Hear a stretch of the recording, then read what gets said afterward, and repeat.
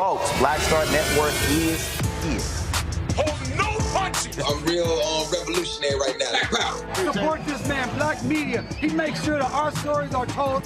Thank you for being the voice of Black America, Roland. Stay black. I love y'all. All momentum we have now, we have to keep this going. The video looks phenomenal. See, there's a difference between Black Star Network and Black-owned media and something like CNN. You can't be Black-owned media and be scared. It's time to be smart. Bring your eyeballs home. You dig?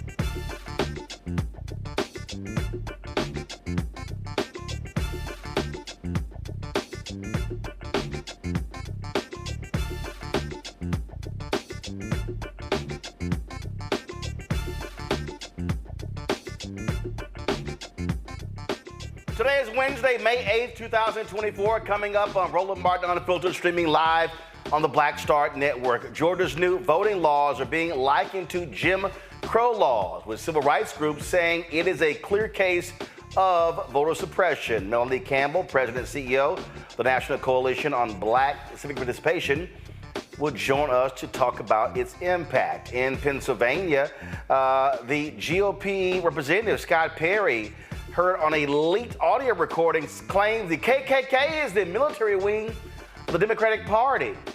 He also talked about white replacement theory and how it's real.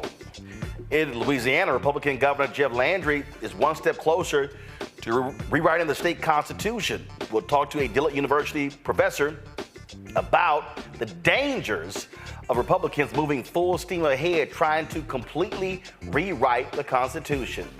A Texas DA defends its decision to continue terrorizing Crystal Mason after an appeals court acquitted her in the voting case. We're going to play for you what he had to say, and he had lots of detractors at the Tarrant County Commissioner's Court. Plus, a federal court issued a ruling on the controversial classroom censorship provision of the Arkansas's Learn Act. We'll talk with the director of the Educational Opportunities Project from the Lawyers Committee about that. Also, Monday, when Vice President Kamala Harris, when she spoke in Detroit, she talked about forgiving medical debt and student loan debt. It's amazing how many people continue to say that, oh, they're not doing anything for black people. We're talking billions of dollars. I'm gonna unpack that further as well. It's time to bring the funk. I'm Roland Martin Unfiltered on the Black Star Network. Let's go. I need somebody to come in here. I need this. Whatever it is, he's got the scoop, the fact, the find. And when it breaks, he's right on time. And it's rolling.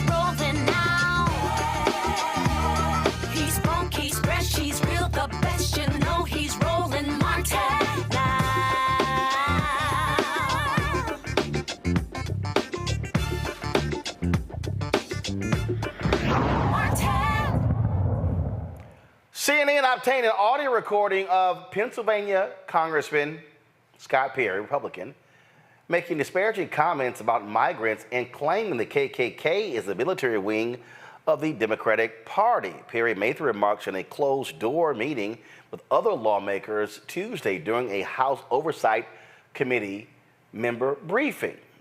It was on the origins and implications of rising anti-Semitism in higher education. He also touted how replacement theory is real. Listen. But here's where I have a problem. This refundable tax credit. See, my folks get up every day. They get up early. It's usually dark. They put their kids on the school bus and they go to work to afford their bills. By the way, which they can barely afford right now. They can't afford their groceries. All right, y'all, so that's Scott Perry right there. That's him on the floor, you know, running his mouth as usual on the floor, talking about, now mind you, this is one of the same people who was very much involved in trying to overturn the election. Now, he's real good with conspiracy theories and all of this sort of stuff. We're going to play the audio for you in a second, but this goes to show you what you're dealing with. Like, he's one of the top Republicans that Donald Trump looks to and MAGA Republicans look to, and this is what they are all about. Let's talk about this with my Wednesday panel. I'm glad to have everybody here. Joining me is Scott Bolden, attorney here in D.C., former head of the Political Action Committee for the National Bar Association. Also, Robert Patillo, host, People, Passion, and Politics, News and Talk 1380 WAOK, who's also running for judge there in Atlanta. Rebecca Carruthers, Vice President, Fair Election Center out of D.C. Glad to have all three of you here. So here's what you're dealing with here, Scott. You're dealing with Republicans. This is what's hilarious. So he calls the KKK the military wing of the Democratic Party. But if I'm correct, the KKK endorsed Donald Trump, and they stand with Republicans. Which party actually defends Confederate monuments? Which party actually supports Confederate history days? Republicans. And they also are, again, Democrats are trying to bring in these migrants, these illegal immigrants, to replace us. Well, Scott, white people stop having kids. The white fertility rate, no, but it's just true. The white fertility rate is extremely low. That's just a fact. And so this literally, I mean, all you're hearing from him, that's this. It's white fear. How the browning of America is making white folks lose their minds. That's all this dude is about.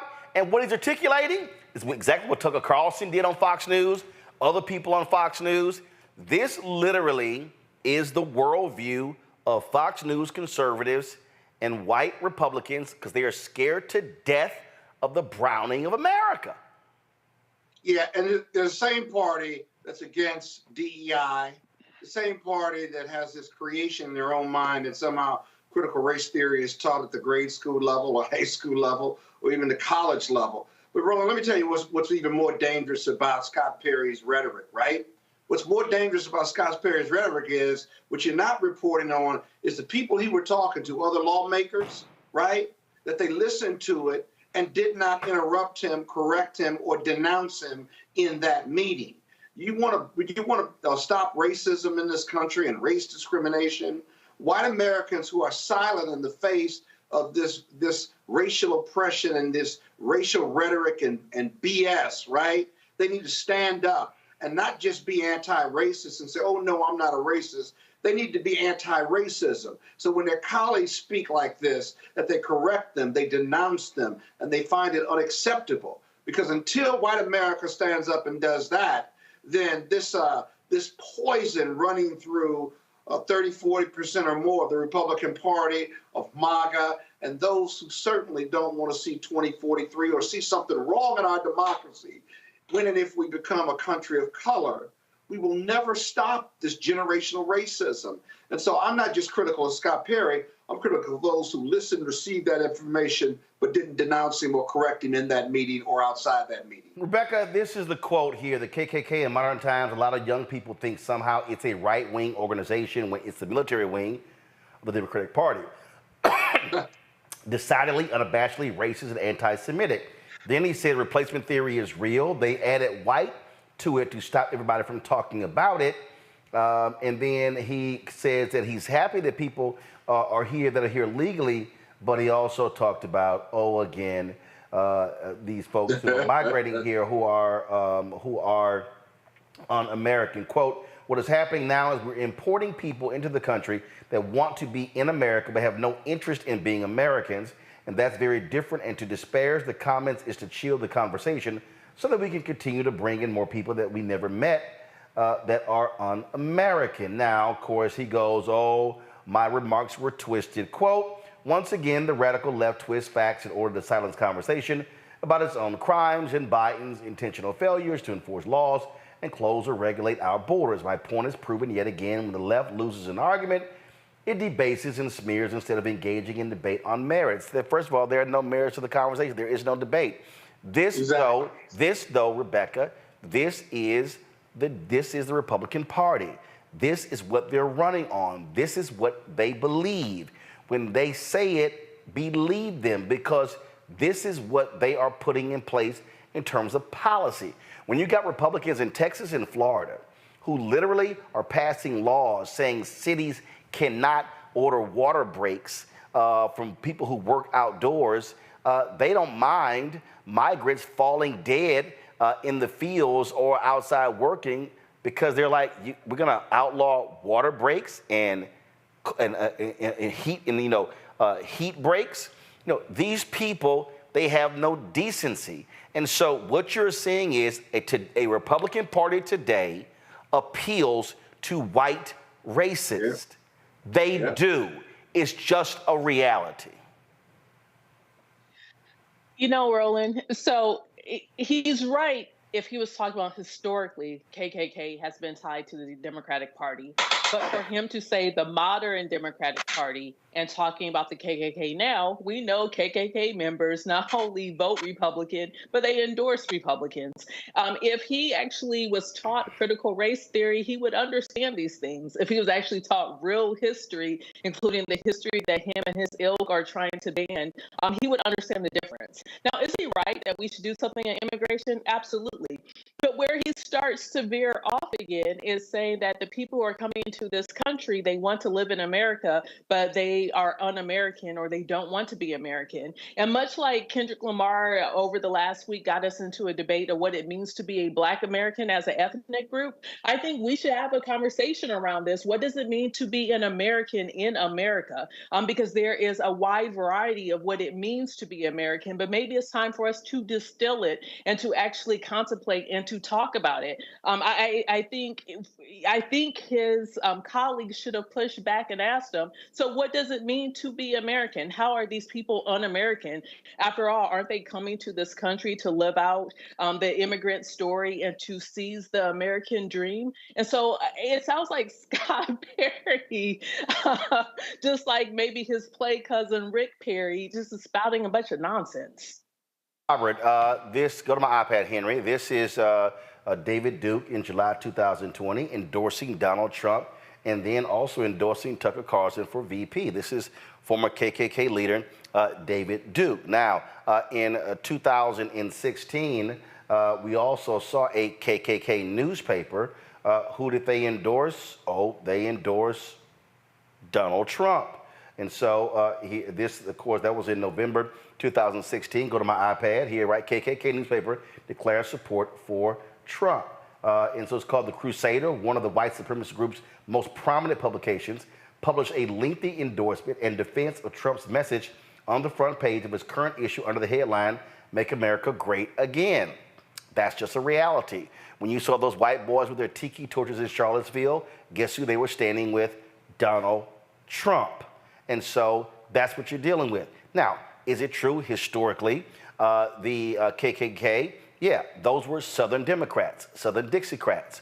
Where did many of those Southern Democrats go after the National Democratic Party began to support civil rights? I quite remember the Southern Manifesto in 1948, where they met in Mississippi. They ran Strom Thurmond as their candidate. And so those Southern Dixiecrats were against the National Party supporting civil rights.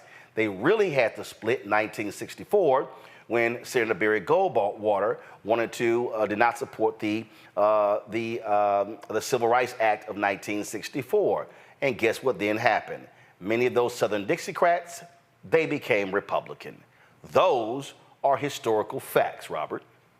Well, not only are these facts, but just the logic behind his statement doesn't make sense, because when they asked him the question, he said, well, these are the radical leftists smearing me. When they talk about the radical left, they're talking about African Americans, Latino voters, young voters, feminists, pro-abortion, transgenders, gay voters. What about that sounds like the KKK to Mr. Perry? I mean, just from a logical point of view, those people sound like they inhabit the same space when it comes to politics. And then this idea where he said the KKK is the military.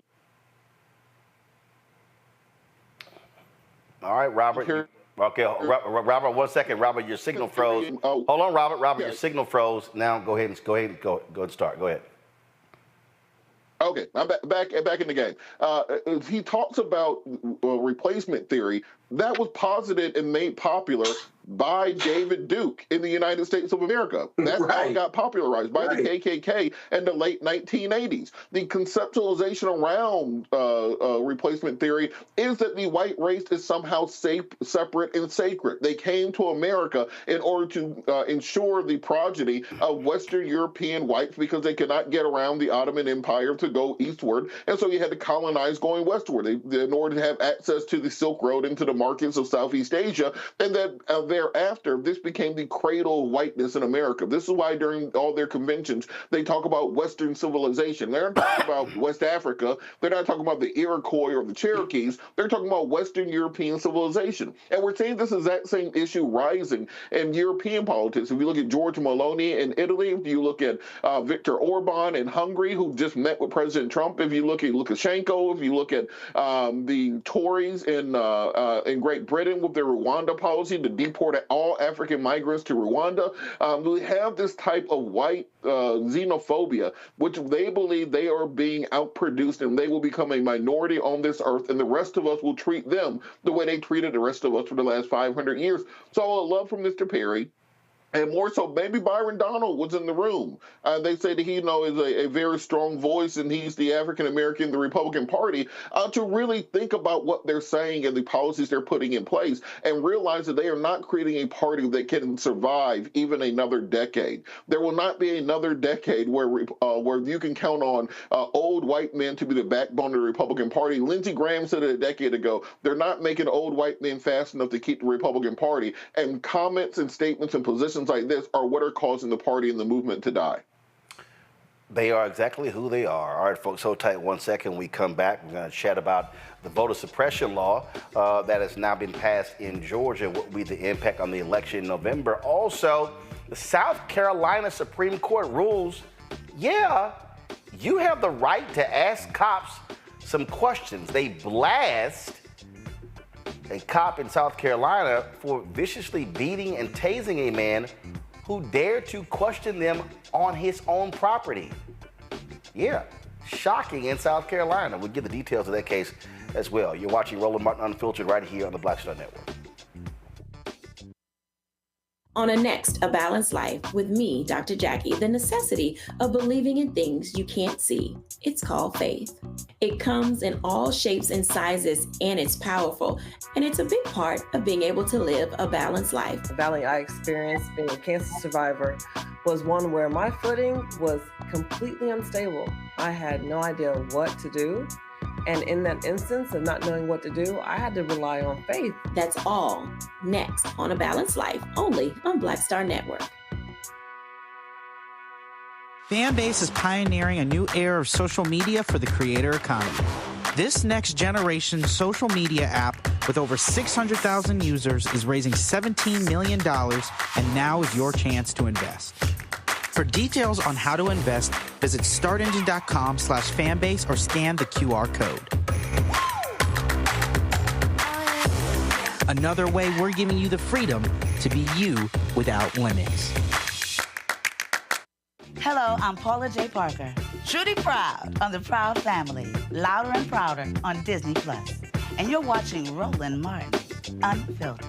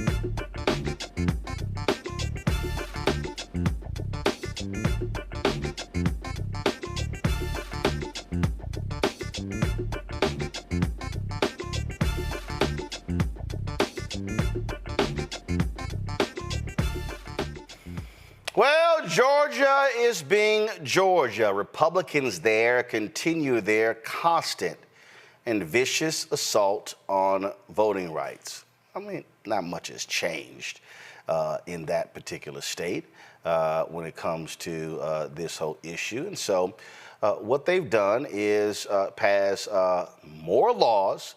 Now, keep in mind, you've seen a massive voter increase, especially among black folks. But now they're like, no, this is too much. So some Georgia civil rights groups say the new election laws are, you know what, going back to Jim Crow, and they are more about voter suppression. Governor Brian Kemp signed Senate Bill 202, which makes sweeping changes to early and mail-in voting, absentee ballots, food and water for folks who are voting in line, and the state election board's ability to take over any underperforming election office. The bill also removes the Secretary of State from the election board. Joining me now is Melanie Campbell, President and CEO of the National Coalition on Black Civic Participation. Melanie, you are what? Y'all in Maryland canvassing? Yeah, we out here in Prince George's County. Early vote ends tomorrow. And so we out here in Prince George's, headed to Baltimore tomorrow for 3 days. Go vote. Go vote. It makes a difference. Go vote. We out here rolling. So let's talk about this bill that was passed in Georgia. Now, this is what Kim said, quote, Georgia will take another step toward ensuring our elections are secure, accessible, and fair. They're already secure, accessible, and fair. But the bottom line is they actually want to make it harder. This is what the story says here. The new law imposes new voter identification requirements for absentee ballots, empowers state officials to take over local election boards, limits the use of ballot drop boxes, and makes it a crime to approach voters in line to give them food and water. So, wow, that's actually making it better? Well, you know, folks are trying to make sure that they can help one candidate. That's at the end of the day. I'm not being partisan, just factual. They're trying to make it easier, hoping that Donald Trump, because he's fumbling all over himself in court and everything else, so they're going to find ways. They're looking, every time, Roland, we move forward, it goes back to what happened after President Obama was elected. In these red states, in many of them, they just try to change the laws because they can't win fairly. And that's what's happening in Georgia. And so I'm sure a lot of our civil rights lawyer colleagues, Roland, are going to file lawsuits. You're going to make it so that you can make changes 45 days before the election, when it really was, I think it's supposed to be 90 days. So that way you create a lot of confusion, intimidation. Nothing's new under the sun. But we out here at the power of the ballot, and I know folks down there in Georgia, and Deborah and Natasha and Helen and a whole lot of other folks that's out there doing going to fight the fight. But it does make it difficult. This was a two-page bill that all of a sudden blew up into this larger bill. Right.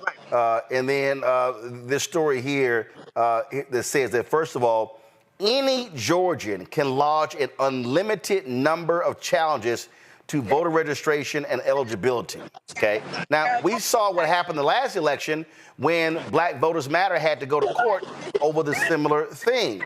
Also, you've already seen a lawsuit that has been filed against this law from the New Georgia Project, Black Voters Matter Fund, and Rise Inc. And so again, Republicans keep trying to say, oh, this is about making it fair. No, this is about trying to have as many restraints as possible that target African Americans, people of color, because they're still pissed off what happened in 2020 when Biden and Harris won the state and Raphael Warnock and John Ossoff were Democrats elected to the United States Senate. Yeah, and see, that's the thing, Roland. They look at how in Georgia, in the 22, every election, they look and they study what works.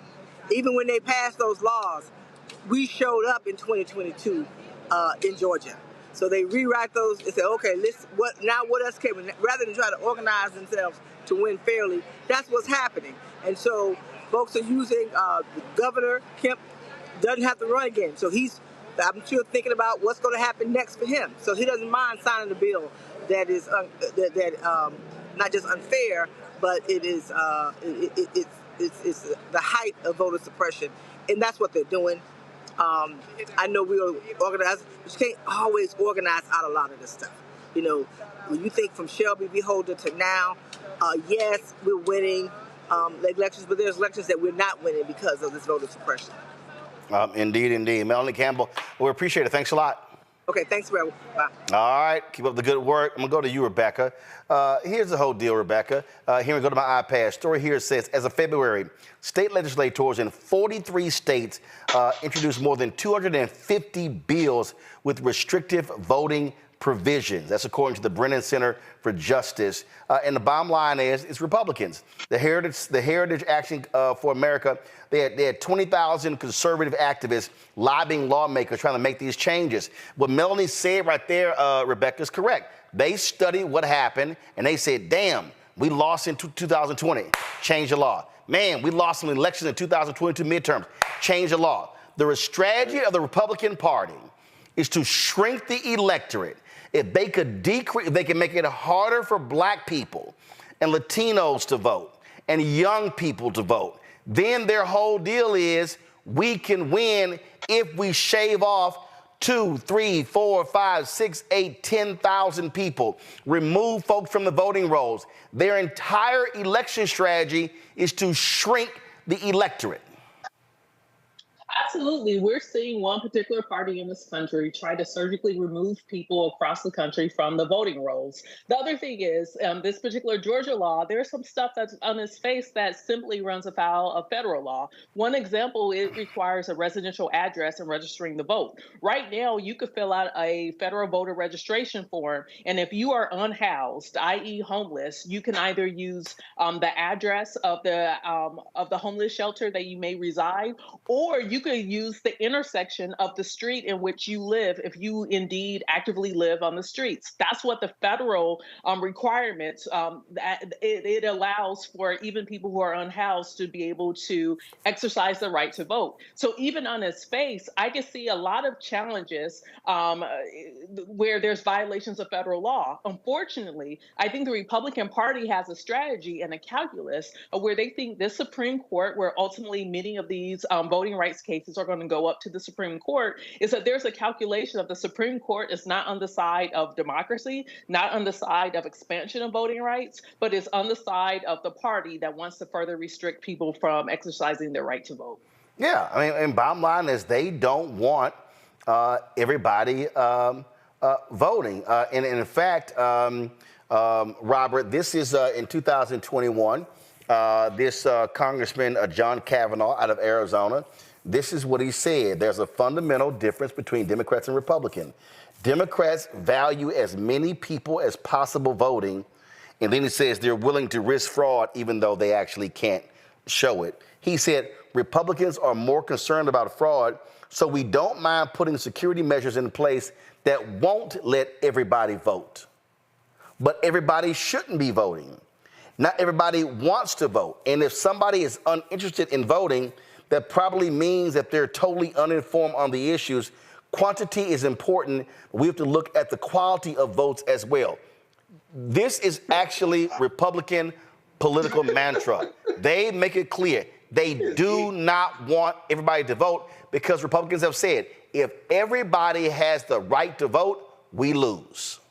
Well, this rolls directly into the first topic we were discussing with regards to the replacement theory and this fear that they have that they will be replaced and they will no longer be a political majority. What you have to do is change the mechanisms while you still have an opportunity to protect your rights and give yourself an outside voice, even when you're no longer the political or the ethnic majority. We've seen this happen globally. If you look at South Africa at the end of apartheid, the first thing they did was entrench laws within the judiciary and the federal bureaucracy there so they could maintain control of the economy, control of the court systems, and in large part, control of the mechanisms of government, despite not having a political or ethnic majority to do so. We saw this in Kosovo prior to the dissolution of that nation in the late 1990s. This happens again and again globally. We see this currently taking place in Pakistan with Imran Khan and his majority party, where they're attempting to maintain power despite not having the ability to marshal a majority of the vote. This all comes down to, as most Def said, you start keeping pace, they start switching up the tempo. They want to ensure that they are, instead of the voters pick. All right, Robert, we're losing you again. So you still there? Okay. Yeah, still here. Okay, all right. So I don't know, Robert, if you're on Wi-Fi, you need to be on a hard line on Ethernet. That's why it keeps going out. But go ahead and finish your comment. Well, the point is that voters have to be very cognizant of these things taking place. Very few people pay attention to state and local elections. The federal election is all well and good. The action is taking place on the state and local level. We have primaries coming up in Maryland and in Georgia and all across the country. We have state and local races that are going to be affecting people. I encourage folks to get involved right now on these races. Don't wait till November. November is too late. You got to deal with these issues currently, because that is where these decisions will be made. Scott, here's the reality. Republicans are locking their lips right now.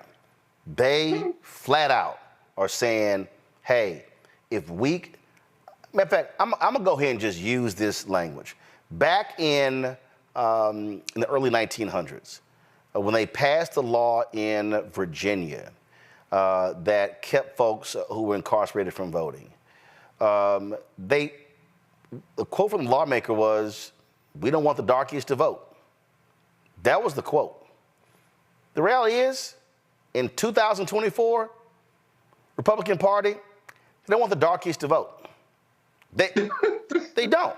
And matter of fact, they love it when black voter participation goes down.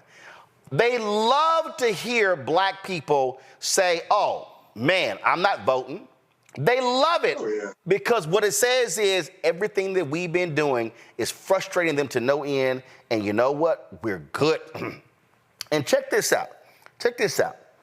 There's a guy named Paul Weyrich. Paul Weyrich is literally the #1 person in the Republican Party when it comes to voter suppression. Heritage Center, still very much involved in politics. This is what Paul Weyrich, and again, this is their go-to person to change voting laws. This is what he said in 1980. Listen to this, speaking to, go ahead and go to my iPad, you'll see it right here. This is Paul Weyrich, the founding father of the conservative movement, addressing the religious right in the fall of 1980. Now, many of our Christians have what I call the goo-goo syndrome.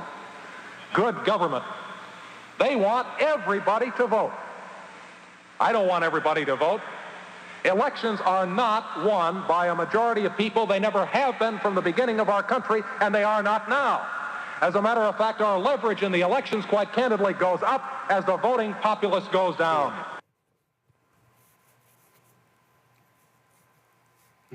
Now, maybe some people who are watching miss that because, and I can't reiterate it enough, the person who is speaking, y'all, this is someone who the Republicans to this day, they go to him for advice and counsel on voting laws, who leads these efforts? The Heritage Foundation. That's who he used to be with. This was and is the agenda of the religious right, also known as white conservative evangelicals, and they are the core supporters of Donald Trump. Listen to what he says, because black people, Latinos, women, young people, Asians, Native Americans, he's talking to you. Have what I call the goo-goo syndrome. Good government. They want everybody to vote. I don't want everybody to vote. Elections are not won by a majority of people. They never have been from the beginning of our country, and they are not now. As a matter of fact, our leverage in the elections, quite candidly, goes up as the voting populace goes down. Scott, our leverage goes up when the voting population goes down. Yeah, but I'm sitting there listening to that, and then the prior posting also, I kept thinking how un-American those lines are. That No, Scott. Yeah. Actually, it's not. No. It's not un-American. Whoa. No. Here's why it's not un-American. I've read the Constitution several times as a lawyer. It's one man, one vote. No, Scott, hold up. No, Scott. I'm sorry. I know you're a lawyer. One man, one vote. Get that, baby boy. Scott, one man, one vote is not in the Constitution. Oh, well, I tell you what, it should be. No. Hold up. Here's what the reason. I'm glad you said this, but I gotta correct you. It's Alpha. Gotta correct this Kappa. Let me help you out right here. Talk to me. Come on. Because you said this is un-American. No, actually, what he described is actually American. When this country was created, the people who were supposed to hold the power were male landowners. Regular, ordinary people were not supposed to hold power. The creation of the Constitution was the creation of landowners. Originally, House members and Senate members were not elected. They were chosen by state legislatures. In fact, in Bush v. Gore, in that decision in 2000, Supreme Court Justice Anthony Scalia literally said that there is no affirmative right to vote in the Constitution. And so this is what Republicans have been leaning on. And so their desire, they know they can't go all the way back to the original intent of the framers. But their desire is, how can we severely limit it to where we then hold their power? And remember, they pushed forward that crazy legal theory that the courts had no control over the legislature, and the legislature could do whatever they wanted, including overturn the popular vote in a state. But that doesn't make them right. I agree. What makes you wrong, let me just tell you, that the Constitution, see, they're originalists. The Constitution is a living document, right? It is the base of our democracy, but there are three branches of government, including the legislature and the judiciary, that have long since interpreted and added to state constitutions, whose states really do control who votes and how many people can vote, as well as the judiciary that has interpreted the Constitution over 200 plus years. And so if it is a living document, then you've got to continue to interpret it. And I can tell you that more people voting, one man, one vote, may not be in the Constitution, but it certainly is in the case law, it's certainly in state constitutions, and it is fundamentally anti-American if you're going to have a democracy and say you want less people to vote. Now, the reason you want less people to vote if you're a Republican is because your ideas and your policies are unpopular. You cannot win with all of America voting. And so you've got to attack the validity of those who would vote. You've got to try to limit them legally, because otherwise you can't win. Think about it. if the Republican Party's policies and they had support from the majority of Americans, you wouldn't need to suppress a vote. You'd want more people to vote.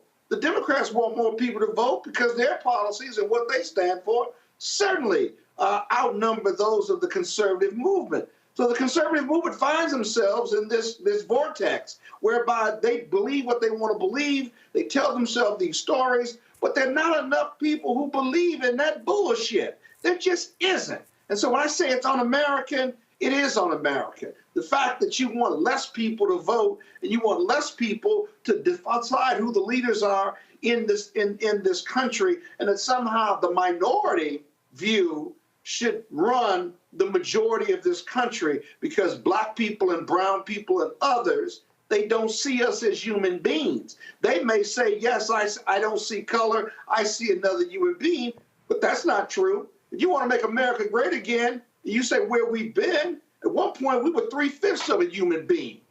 The Republicans certainly would like to see that. And whether it's police brutality or how Republicans' policies offend black and brown people and poor people, you can see that in the end, at the core, they don't see us as human beings, because if they did, they would fundamentally treat us better. They would treat us like they're equal, right?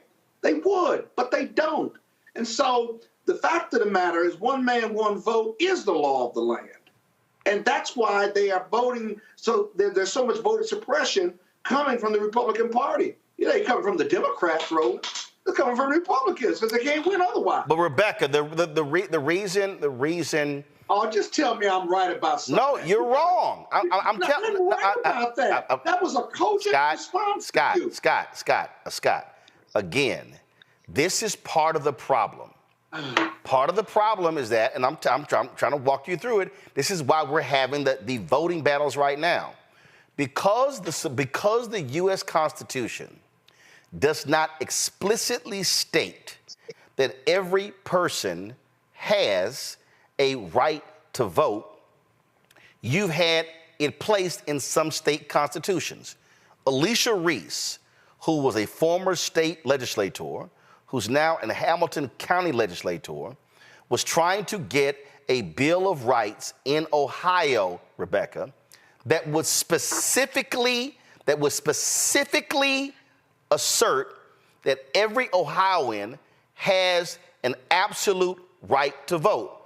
If that was placed on the ballot and in the Constitution, that provision alone, Rebecca, would invalidate a lot of these voter suppression efforts.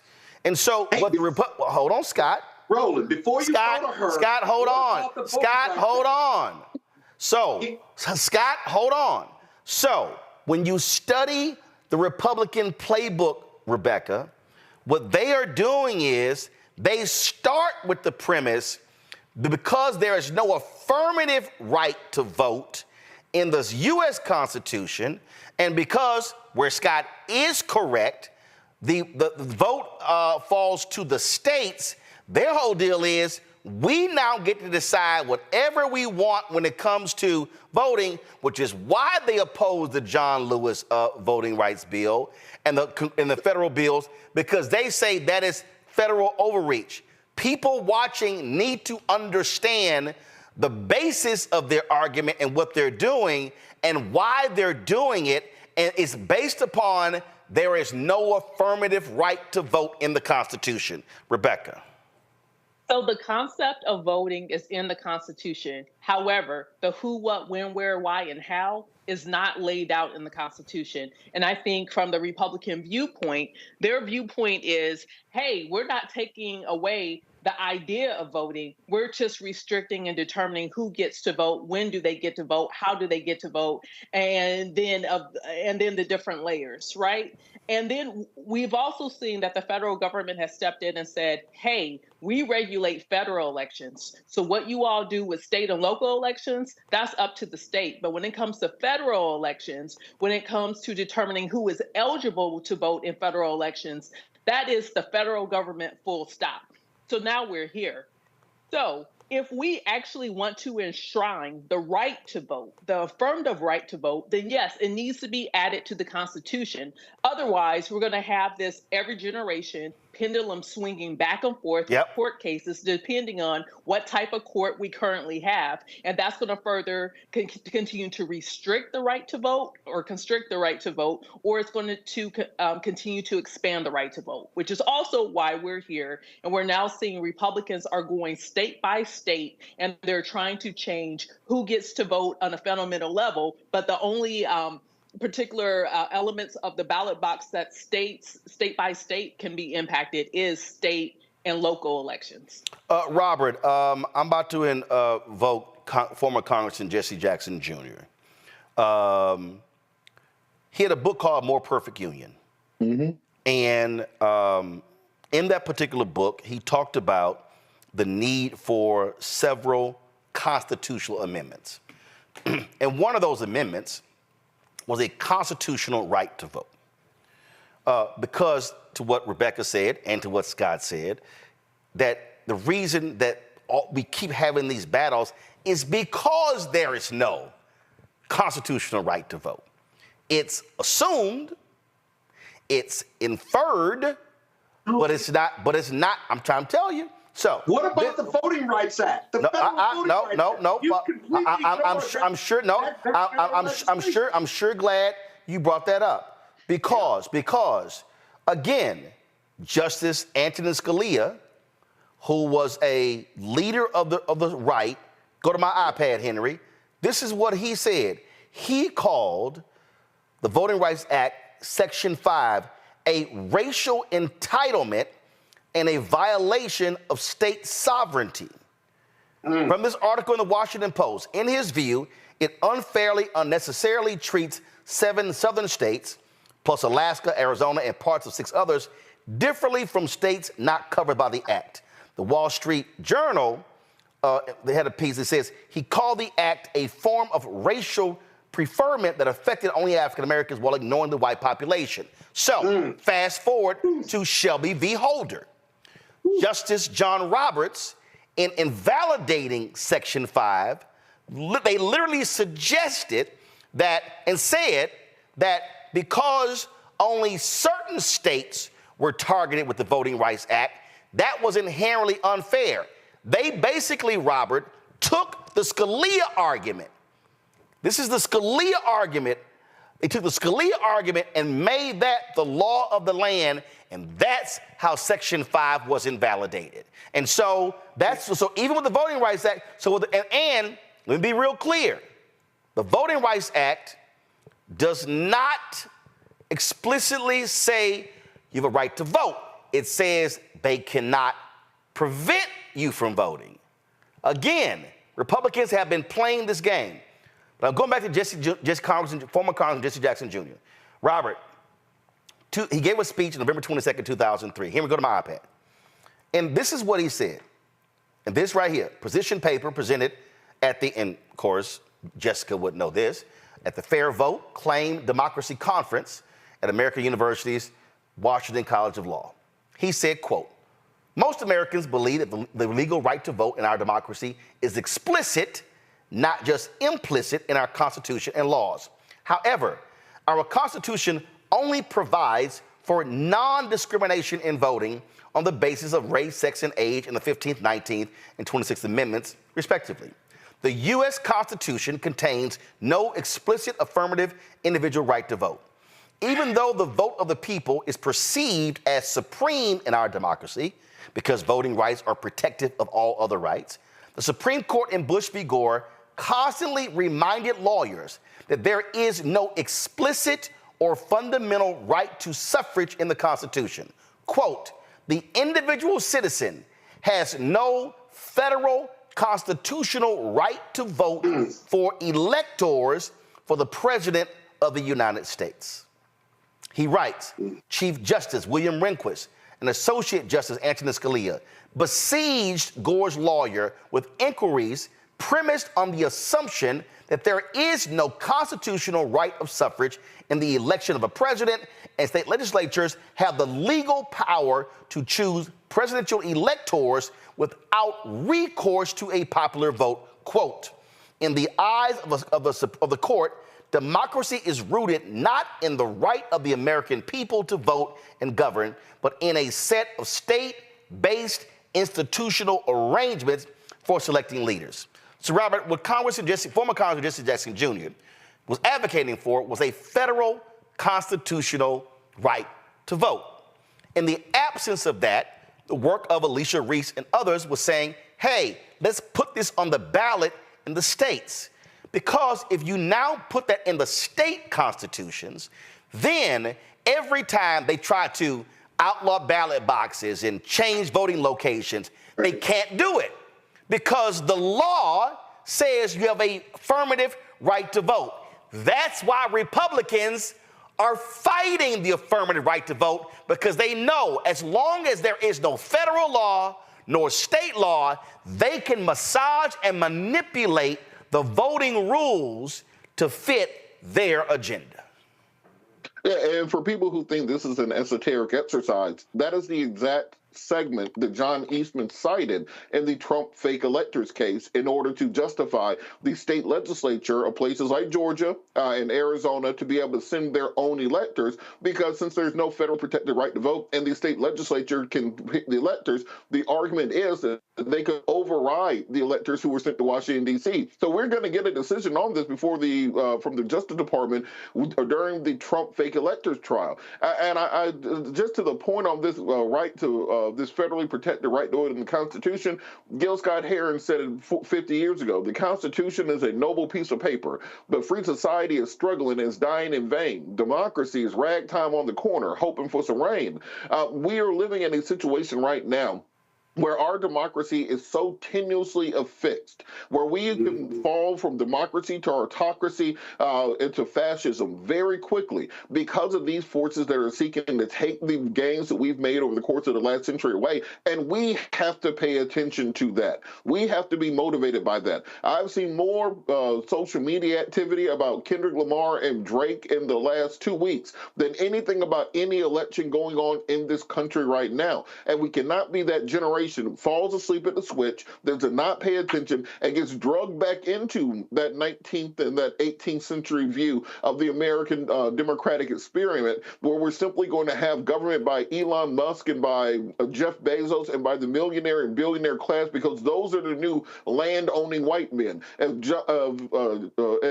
Thomas Jefferson and George Washington were around now, they would be tech bros and Wall Street financiers, and those would be the people running our democracy, and that's what we're seeing happening currently. So we have to take more of an active role in ensuring that we are pushing back and fighting just as hard as the folks on the other side, the same way that they spent nearly 75 years trying to overturn women's right to choose and the Voting Rights Act and all the things that we say make up the civil rights movement. We have to be fighting just as hard to oppose it. See, Scott, this is the thing that was crazy.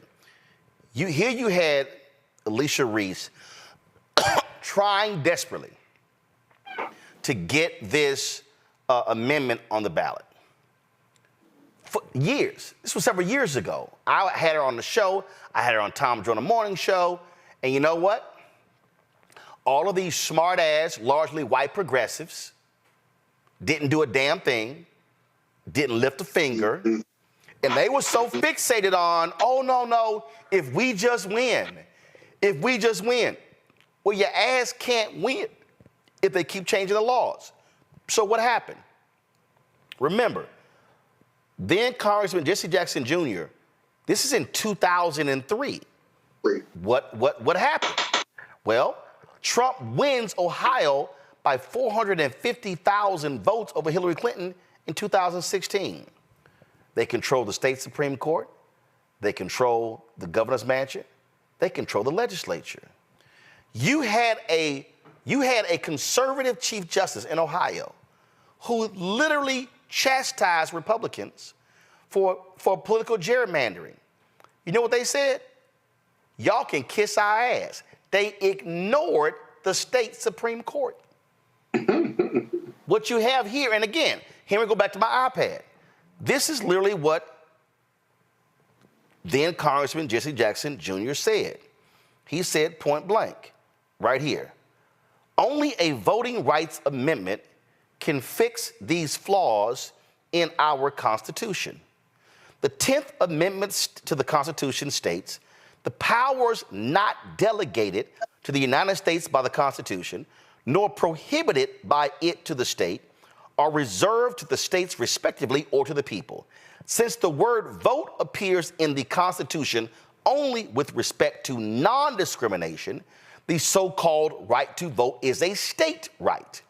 Only a constitutional amendment would give every American an individual affirmative citizenship right to vote. Without the constitutional right to vote, Congress can pass voter legislation, and I support progressive electoral reform legislation, but it leaves the states' rights system in place. Currently, Congress mostly uses financial and other incentives to entice the states to cooperate and comply with the law. It's one reason there have been so many problems with the recently passed Help America Vote Act and why many states still have not fully complied with the law. Our states' rights voting system is structured to be separate and unequal. As we saw in the 2000 election, there are 50 states, 3,067 counties, tens of thousands of cities, and many different machines and methods of voting, all separate and unequal. Scott, this is what I would say to progressives if they would truly invest in things properly. Progressives should look at what Desmond Meade and the Florida Rights Restoration Coalition did in Florida with Amendment 4 that passed. Progressives / Democrats should say, Alicia Reese, let's talk about that. Let's put it on the ballot, because Republicans will vote for it. Let's put it on the ballot in the Ohio Constitution mandating an absolute right to vote. Let's put it on the ballot in Michigan. Mm-hmm. Why is that important? Right now, you have a Democratic governor in Michigan, a Democratic legislature, and you have a progressive Supreme Court. Let's put it on the ballot in Wisconsin. Yes, there's a Republican legislature, but you've got a Democratic governor, you have a progressive Supreme Court. Let's put it on the ballot in Pennsylvania, where Democrats control the House and the governor's mansion. And also, you have support there with the Supreme Court. I dare say, even in some of these southern states, if you are able to put it on the ballot, try it there as well. I can't imagine a Republican voting against an affirmative right to a constitution. The biggest problem I had with progressives, and we saw it in Roe v. Wade, they keep going, oh, that's settled law. It's not settled law unless it is a constitutional amendment, either on the federal level or on the state. You can't go federal, target your battleground states first, because that's where the problem is every damn 4 years. Well, Roland, you're actually talking. Okay, you convinced me of the state amendment argument. I'm not conceding, but you've convinced me. Yes, you are, but go ahead. No, I'm not conceding, but I will say this. You're right about that, okay? And that's kind of the longer-term piece, if you will. The shorter-term piece, and why progressives aren't enamored with the heavy lifting the state amendment approach would take, is because these voter suppression laws in southern states and many other states are still being struck down at the state level and the federal level, including gerrymandering issues and other restrictive voting, voter suppression laws are still being struck down at a much higher rate, at least in the last 5 years. Because you've reported on it and stuff. That seems to be piecemeal, but I don't see why we can't do both. You can go for the state amendment in as many states as you can, but continue to litigate these issues because the courts, conservative or liberal, seem to be open and have been fearless about striking down these voter suppression laws. Well, not in all cases, but in a lot of cases. But Rebecca, it all depends. Yeah, no, you can walk and chew gum at the same time. But Rebecca, here's the point that Scott, the lawyer he is missing. if you have the constitutional amendment, you're not going to have the law. You're not going to have the lawsuits because that's the no. Scott. Yeah. Scott, listen. The reason there are the lawsuits is because there are holes in the law. And so when you have an affirmative constitutional right to vote, Rebecca, now they're like, damn, it's hard now to start screwing with the right to vote because it's now a constitutional amendment. As long as it's a rule, as long as a legislature could change it today and change it tomorrow, it ain't that easy to change a constitutional amendment. And that's my point. Rebecca, go ahead. But look how hard it is to change the Constitution or to amend it. That's a huge lift. No, Scott. What you're articulating is exactly the biggest problem that progressives have done. Republicans saw what happened with Ward Conley in California with affirmative action. They funded it, they put it on the ballot, it became law. The Florida Rights Restoration Coalition was really the first time progressives actually got behind a constitutional amendment for the state. Again, this is what drives me crazy, Rebecca, with a lot of progressives. What they do is they go, well, let's just keep electing progressives, but they keep ignoring the law. So they've lost Supreme Court races.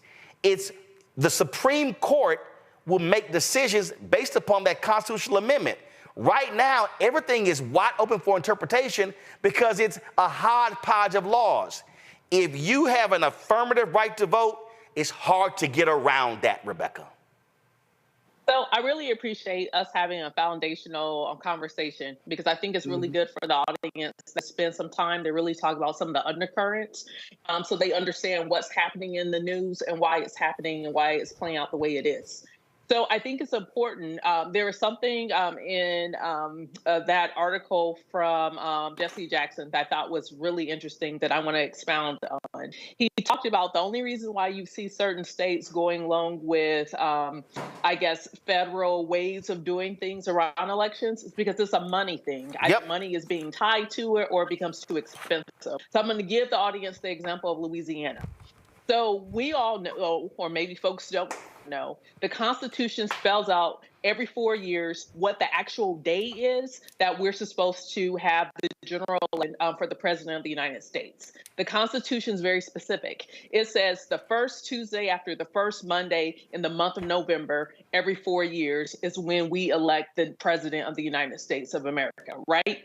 Very specific. That's why election day is usually on Tuesdays. However, in Louisiana, they observe the federal election the first Tuesday after the first Monday in the month of November every 4 years. However, their state elections, if there's state elections on the ballot, is usually a few weeks after that first Tuesday after the first Monday in the month of November every 4 years. And so what ends up happening is you'll have a surge of Black voters who will show up for the federal ballot, but then they don't show up then for the subsequent state ballot. And Louisiana is also another state where they have runoffs. And the reason when they have runoffs is because it is rooted in Jim Crow history, because once again, it makes it harder for Black folks to elect a candidate of their choice, i.e. a Black person, in office. And so Jesse Jackson is right.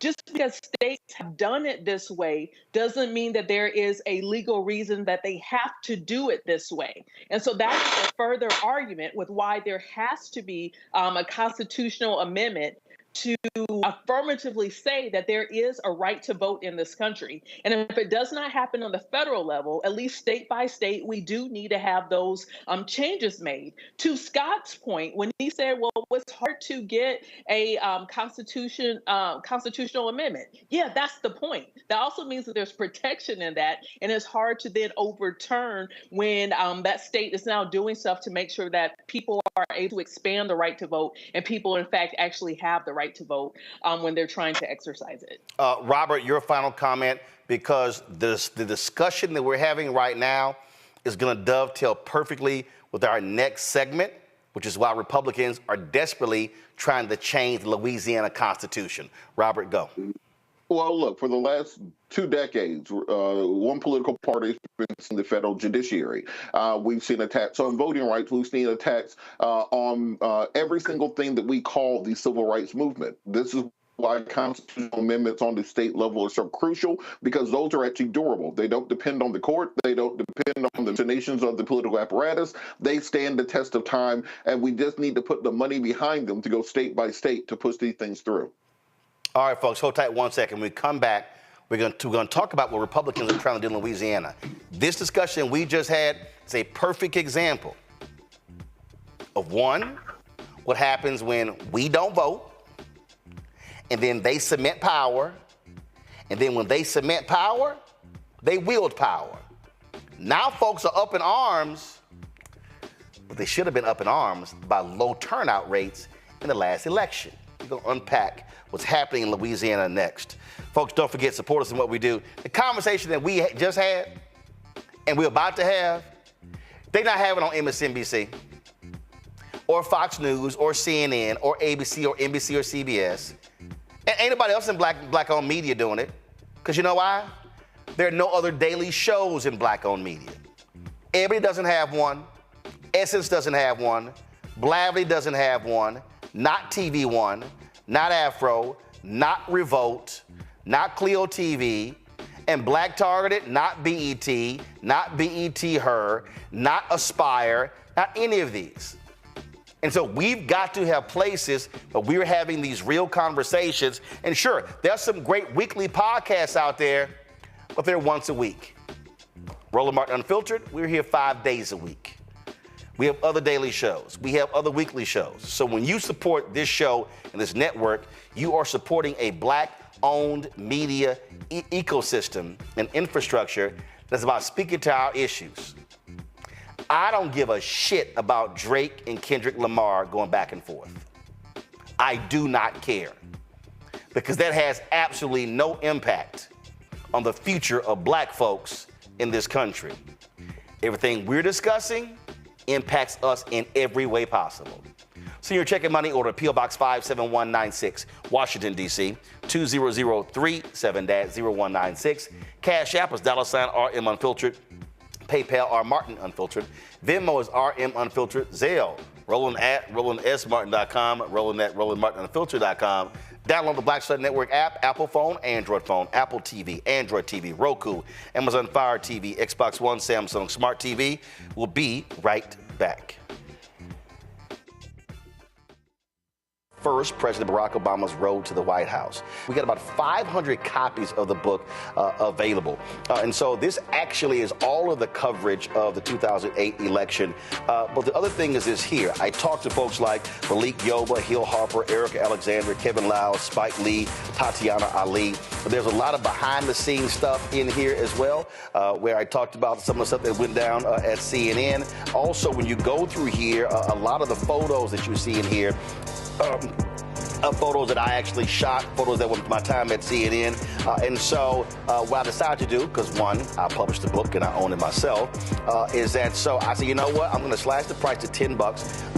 And so we're going to have shipping and handling $5.99. I'm going to personally autograph every copy. I'm not reprinting the book. So once we are sold out of these 500, that's it.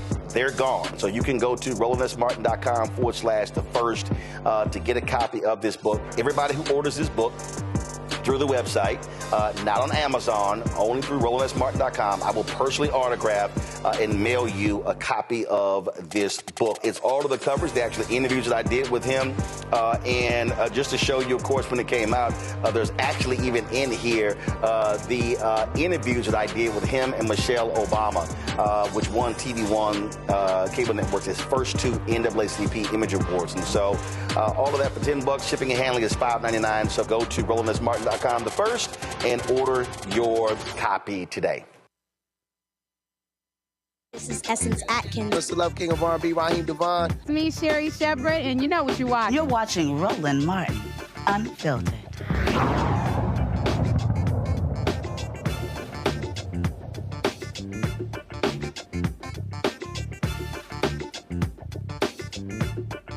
For the hot shot.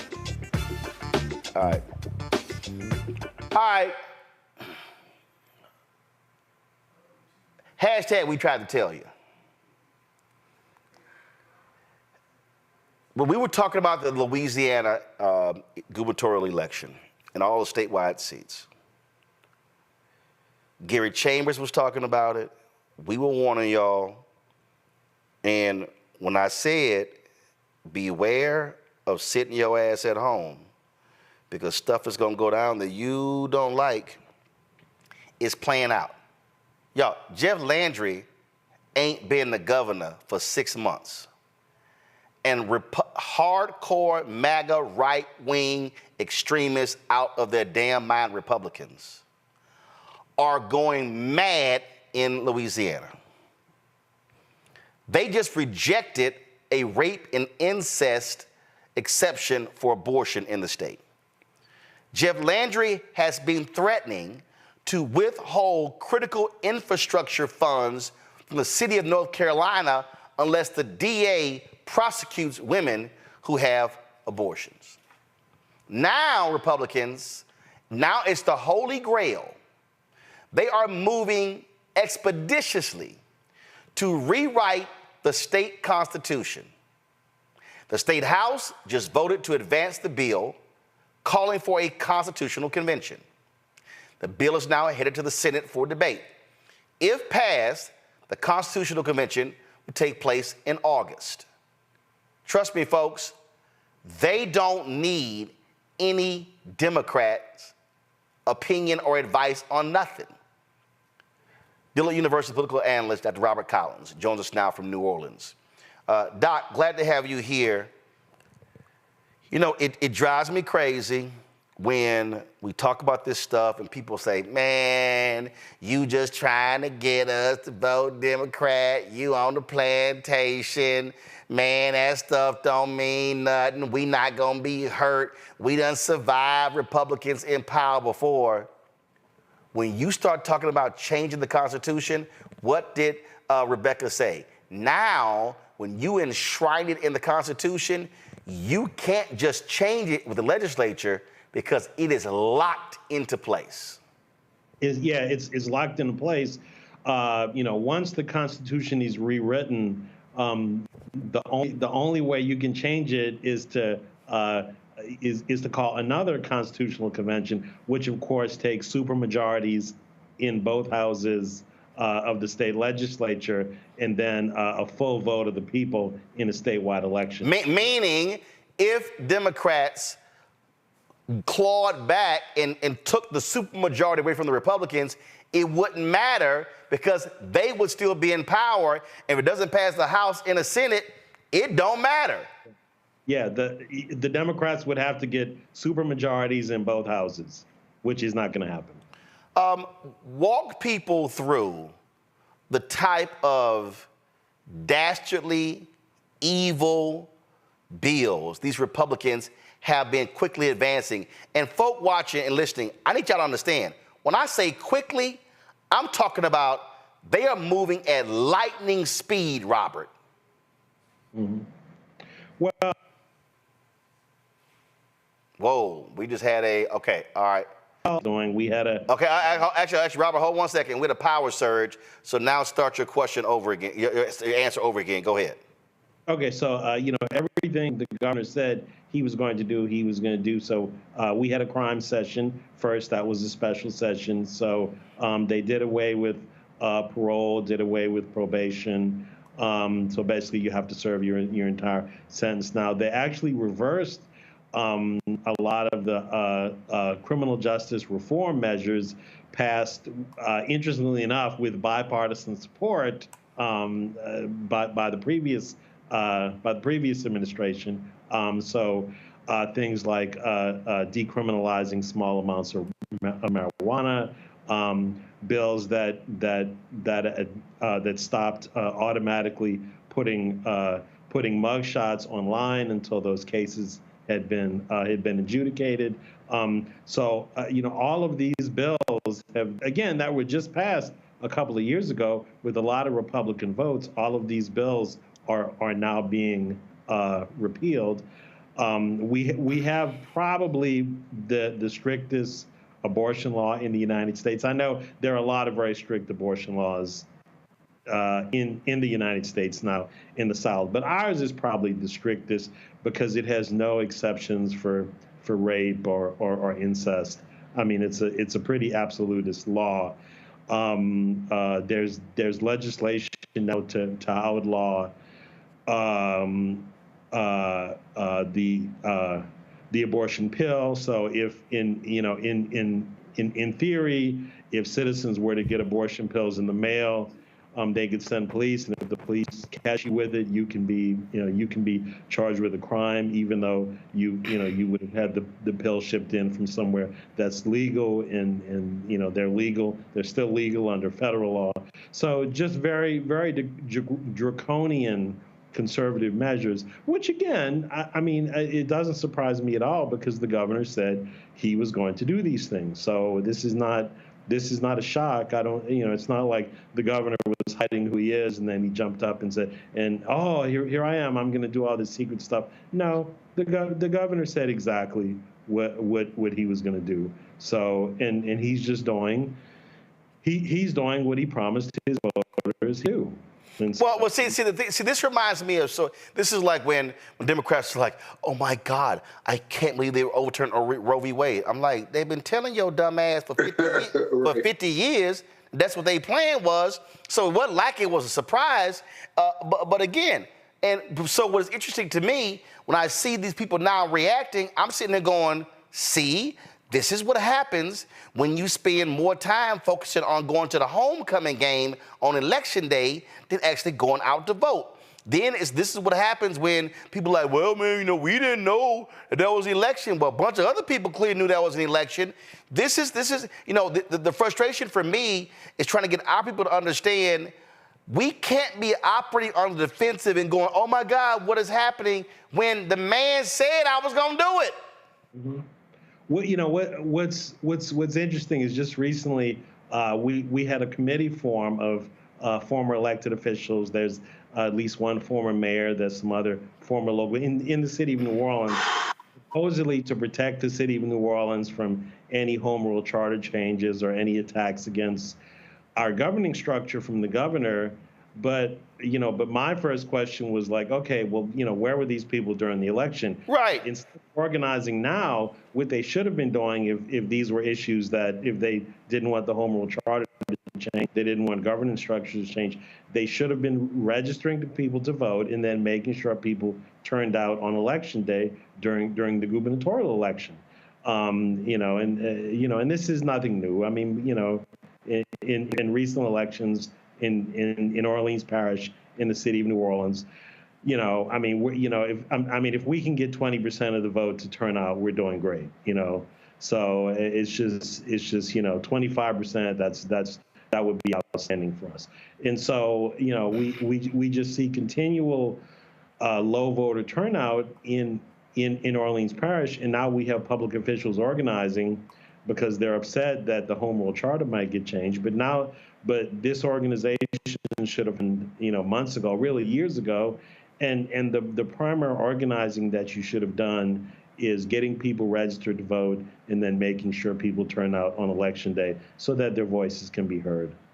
Well, and this is why, for me, the reason why this is just children like just grates at me is because I hate playing on defense.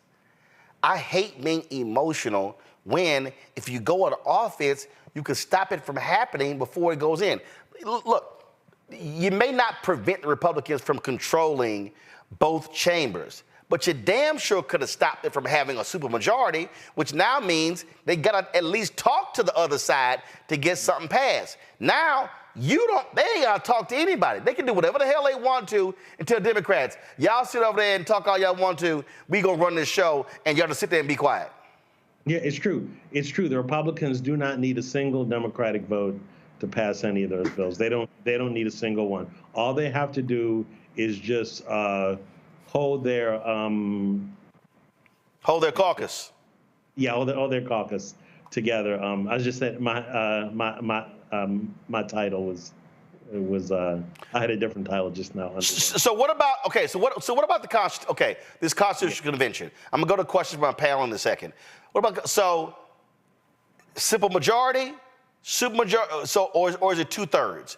So can Democrats stop anything, or can Republicans just run roughshod, do whatever they want? So, what are the rules of this constitutional convention? Yeah. So because okay, so it takes 2/3 votes in both houses to call a constitutional convention, which is and so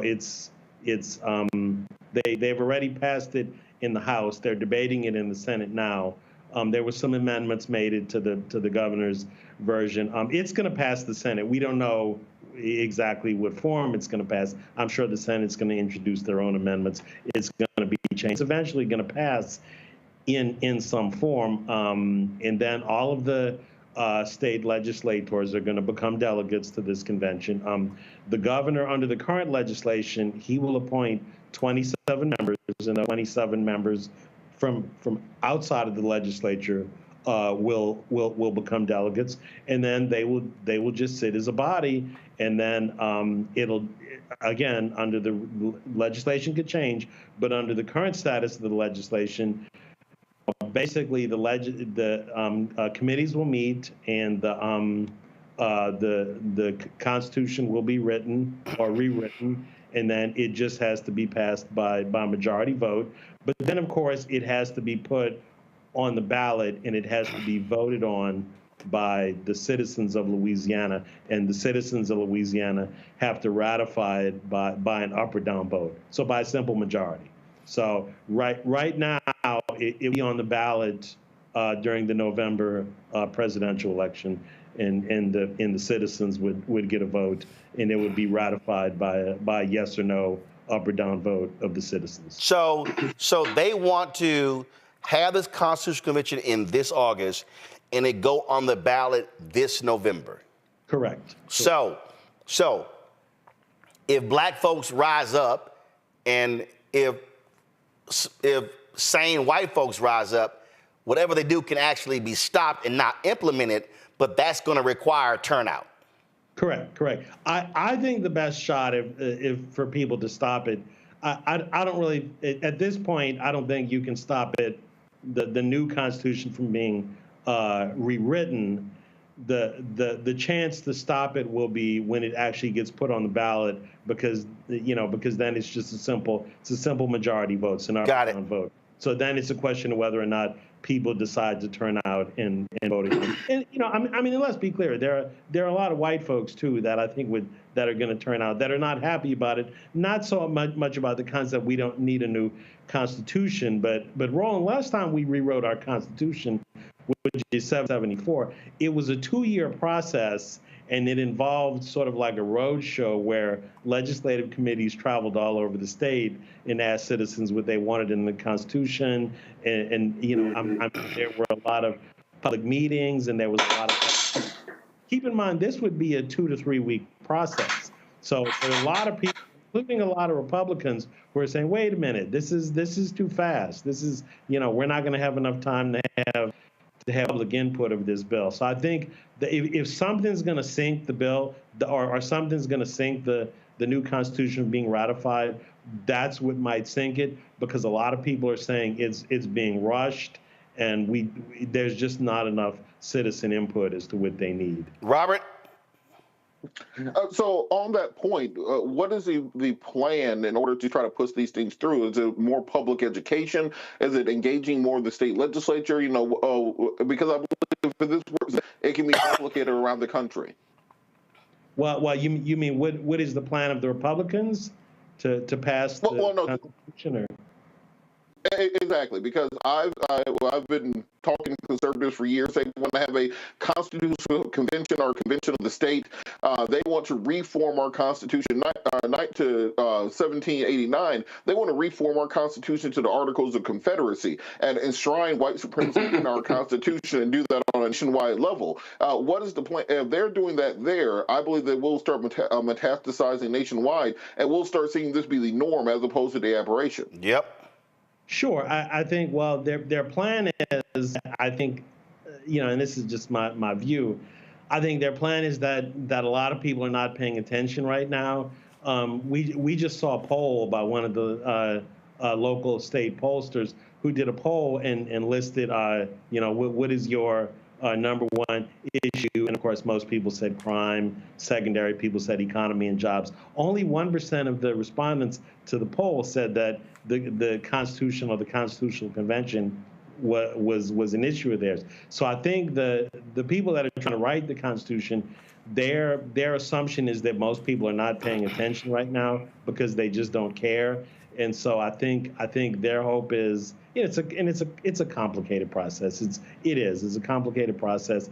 And so their hope is that they can go ahead and get it passed and put it on the ballot.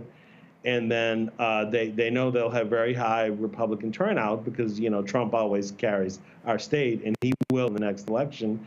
And so they know they're just going to put it on the ballot, and they're just going to say, oh, by the way, while you're there voting for President Trump, please vote for this constitutional rewrite. Knowing that most people have not read it and don't know what's in it, and will just go along with what their governor tells them to do.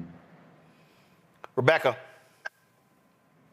Thank you for being on the show tonight. I'm concerned about the Black people in Louisiana. So right now, the Democratic Party in Louisiana is impotent and feckless. The Republican Party in Louisiana is power hungry.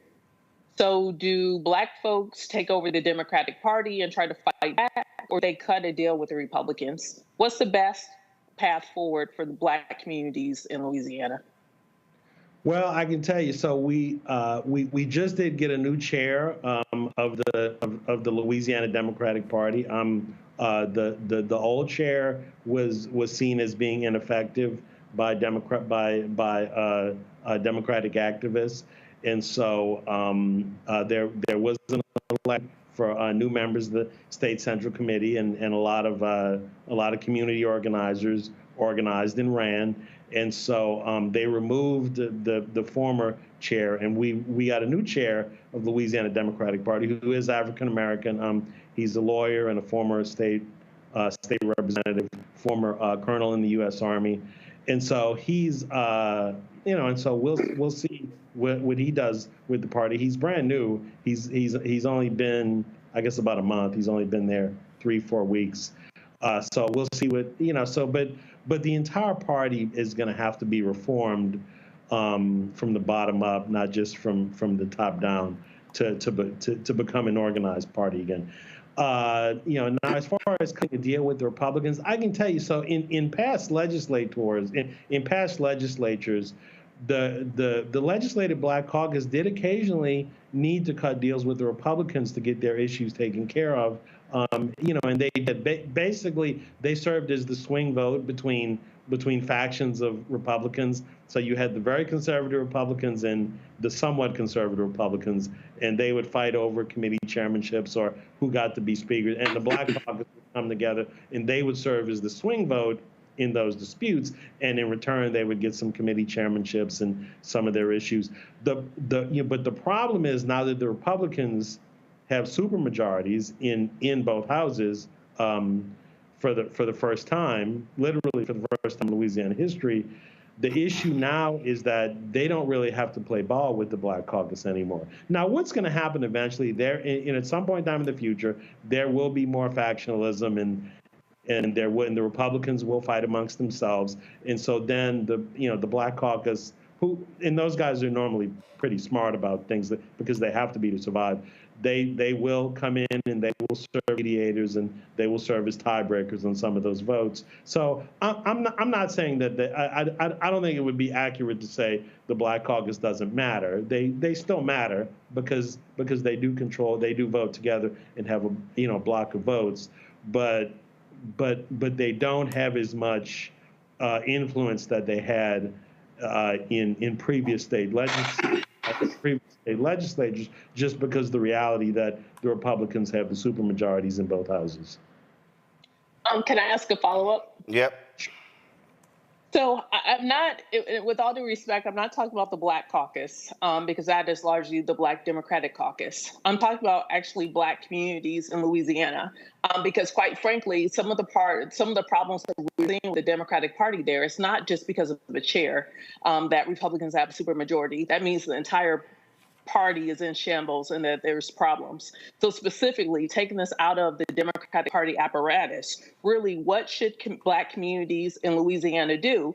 Because I don't know that Black communities have a few months of wait to see what these new folks, because, you know, not everybody is like us, and all skin folk ain't kinfolk. So really, what should the average everyday Black person in Louisiana do in this type of situation to make sure that their family is protected moving forward? Well, I mean, you know, what people should have been doing all along is engaging in the process and learning what's going on and actually registering and turning out to vote. Now the community is in. If you're on the liberal or the Democratic side of the ledger, you know, you're gonna, or if you are a Black person, just in general in Louisiana, you're going to find yourself on the short end of the stick simply because of lack of voter turnout over the last 5, 10, 15 years. I mean, voter turnout has just been declining. So it's you know, it's not going to happen overnight. It's going to take a few election cycles. And now keep in mind, I mean, I'm a political analyst guy, so I know you're probably asking a more general question about community organizing, et cetera. But again, I'm a pollster and analyst and a political guy, so I have to stay in my lane and talk about political issues. But from a political standpoint, I just think it's going to be it's going to be a long slog, back into influence, and it's just gonna. But it's not going to take magic. It's just going to take people to turn out to vote. I mean, we have in every election, Black folks are only turning out at about 15 to 25%. Mayor of New Orleans, we have a mayor election in New Orleans, and only about 30% of the Black vote turnout for mayor of New Orleans, for the mayor's election of New Orleans, right? Local election, who the mayor is directly affects your life, and we can only get about 30% of our voters to turn out. Well, okay. So before I go to Scott, so with that said, who the hell in Louisiana is putting in the work? I'm sorry. Look, you've got former Congressman Cedric Richmond. You've got current Congressman Troy Carter. You've got Mayor Cantrell. You've got city council members. You've got Black folks in other parts of the state. Who the hell? What is the organization that's looking to do what Stacey Abrams and her group did in Georgia to say, wait a minute, we got a bunch of Black folks in Louisiana. Somebody has to organize and mobilize them. Who's actually doing it? Take party out. Do you have 1 or 2 or 3 grassroots groups that are saying this is our number one priority? We have grassroots groups. Most of the active grassroots groups that we have are more involved in things like trying to create a second Black congressional district. But that's really a legal battle. I mean, that's been fought in the courts. I'm talking about who do you see who's really doing the work on the ground? And again, looking at what they did in Georgia to say, hey, you can't win jack 15, 18, 20%. I know Black Voters Matter is doing some stuff in Louisiana. Anybody else that's trying to create a statewide infrastructure that's not tied to party, but that's tied to a grassroots mobilization? Do you know of anybody? If it's happening, Roland, I have not seen it. Well, right there, see, again, for me, you're the preeminent Black political scientist in the damn state, and if you don't know, that's the problem. Yeah. Scott? Yeah, real quick. Are there Democrats who are going to be delegates to the convention, or just Republicans? Any of them up for re-election? Chance? Yeah. So that of course there will be all of the Democrats that are in the legislature will automatically become delegates. Attention. And interestingly enough, the governor in his 27 appointees that he's making, he has included a lot of Democrats. I guess he's trying to, show inclusivity. So for example, all the Black mayors of all of the cities have are going to be delegates. The mayor of Baton Rouge is a delegate who's a black female. The chair of the Democratic Party, even though he's not an elected official, the former elected official, he's not elected. He is actually going to be a delegate to the convention. Yeah. So there will be a good number of black folks on the convention. Now, are they up for re-election?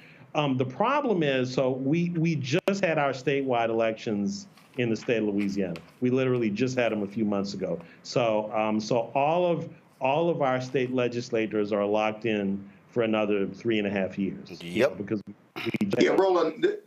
Election. Yeah, Roland. The other thing is, I have not heard our guests talk about legal strategies or where the lawyers are in all of this.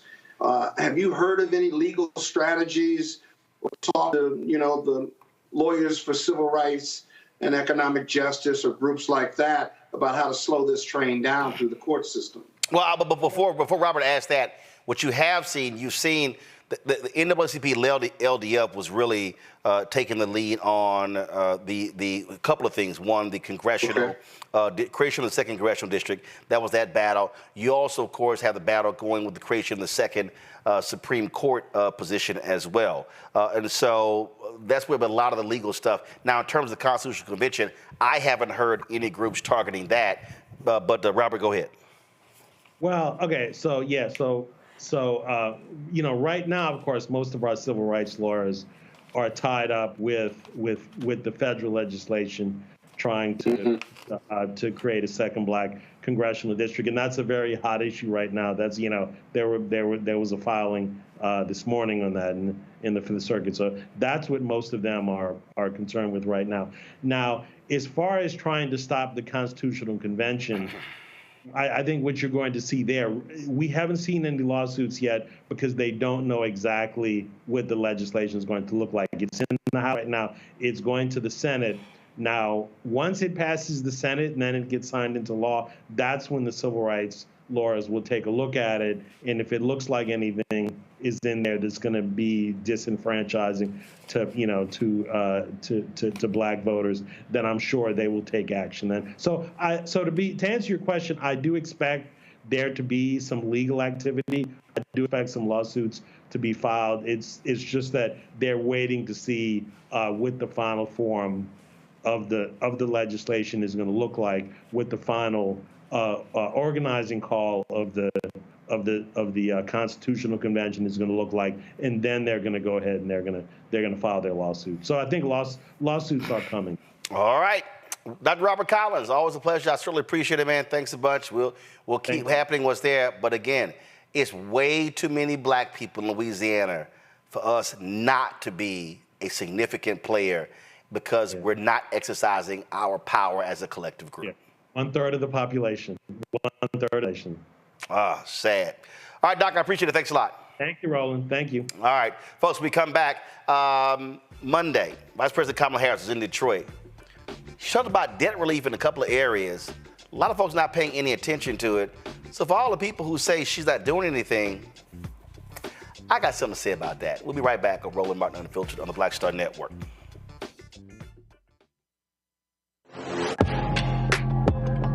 A lot of y'all have been asking me about the pocket squares that we have available on our website. You see me rocking the Shabori pocket square right here. It's all about looking different. Now look, summertime is coming up. Y'all know, I keep trying to tell fellas, change your look, please. You can't wear athletic shoes every damn wear. So if you're putting on linen suits, if you're putting on some summer suits, have a whole different look. The reason I like this particular pocket square, the Shabori, is because it's sort of like a flower and looks pretty cool here versus the traditional boring silk pocket squares.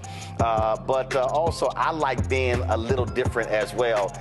So this is why we have these custom-made feather pocket squares on the website as well. My sister actually designed these after a few years ago. I was in this battle with Steve Harvey at Essence, and I saw this at a St. Jude fundraiser. I saw this feather pocket square, and I said, well, I got some ideas. So I hit her, and she sent me about 30 different ones.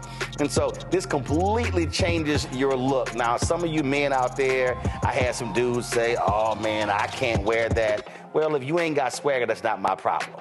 But if you're looking for something different to spruce up your look, fellas, ladies, if y'all looking to get your man a good gift, I've run into brothers all across the country with the feather pocket squares saying, see, check mine out. And so it's always good to see them.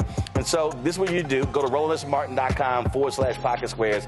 You can order Shibori pocket squares or the custom-made pocket squares. Now, for the Shiboris, we're out of a lot of the different colors, and I think we're down to about 200 or 300. So you want to get your order in as soon as you can, because here's what happened. I got these several years ago, and the Japanese company signed a deal with another company, and I bought them before they signed that deal, and so I can't get access to any more from the company in Japan that makes them. And so get yours now. So come summertime, when I see y'all at Essence, y'all could be looking fly with the Shibori pocket square or the custom-made pocket square. Again, RolandSMartin.com/pocket squares.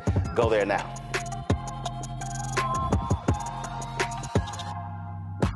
It's John Murray, the executive producer of the new Sherry Shepherd Talk Show. This is your boy, Earthquake. And you're tuned in to Roland Martin, Unfiltered.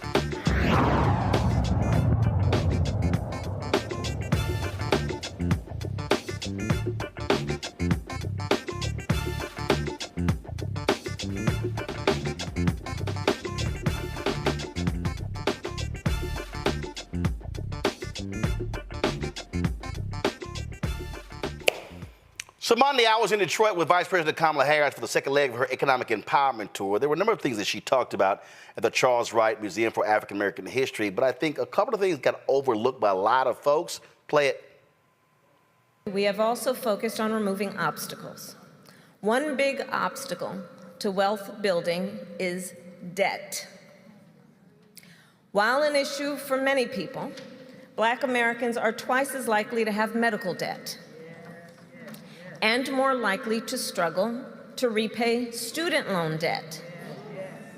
For anyone carrying debt, we know it is much more difficult then to save for a house, to grow a small business, to build intergenerational wealth. And it just plain makes people feel like they can never get ahead. So President Biden and I have made debt forgiveness a central pillar of our economic agenda. And we have already forgiven about $500 million of medical debt for hundreds of thousands of Americans across the nation.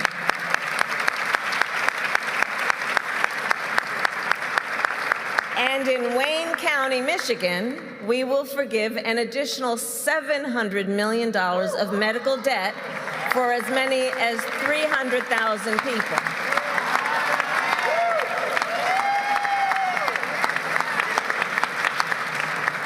And there's more. We are also implementing a rule, and this is critically important. We are also implementing a rule that medical debt cannot be used in calculating your credit score.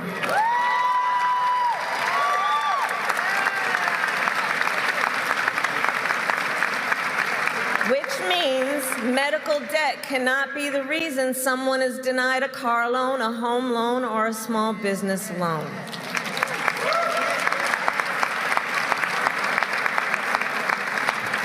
On the issue of student loan debt, we have also forgiven nearly $160 billion